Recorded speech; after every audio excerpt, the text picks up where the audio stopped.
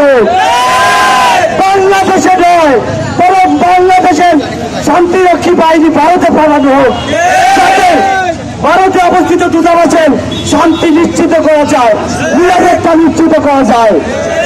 আমরা আরো বলতে চাই, ভারতীয় উগ্র হিন্দুত্ববাদীরা যারা সীমান্ত অনুপ্রবেশের চেষ্টা করতেছে, আমরা তাদেরকে সতর্ক করে দিতে চাই, তোমরা খেলতে এসো না আমাদের সাথে, তোমরা আমাদেরকে চেনো না, তোমাদেরকে আমরা রক্তের গঙ্গায় বাঁচিয়ে দেবো ইনশাআল্লাহ।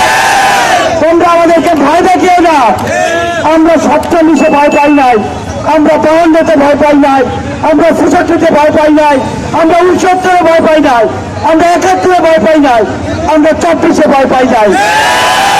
আমাদের সাথে খেলতে এসো না।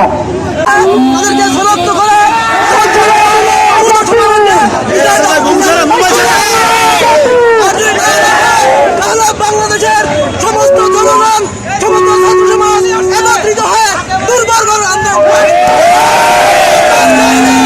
আমাদের প্রতি কোন আধিপত্য বিস্তার করুন।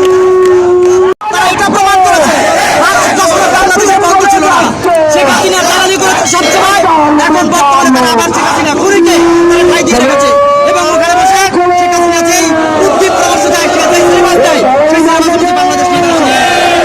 তার বিরুদ্ধে আমরা চাই জাতিসংঘের কাছে বিচার দেয়, ভারতের বিচার হোক, শেখ হাসিনার বিচার হোক।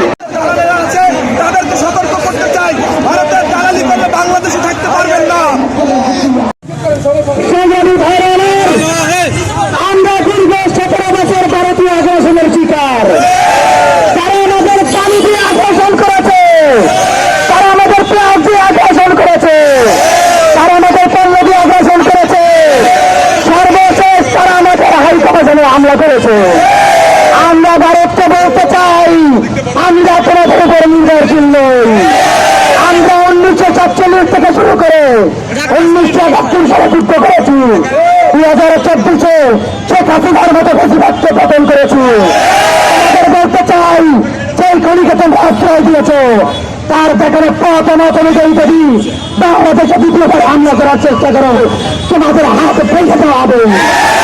বাংলার ছাত্র সমাজ ঐক্যবদ্ধ হয়েছে, হিন্দু মুসলিম ঐক্যবদ্ধ হয়েছে, ভারতের 20টা ভেঙে দেওয়া হবে। নদীর রাস্তাটা থাকবে না, নদীর নদী থাকবে না, শেখ হাসিনা বাংলার মাটিতে পদার্পণ করতে পারবে না। শেখ হাসিনার বিচার বাংলার মাটিতে হবে ইনশাআল্লাহ।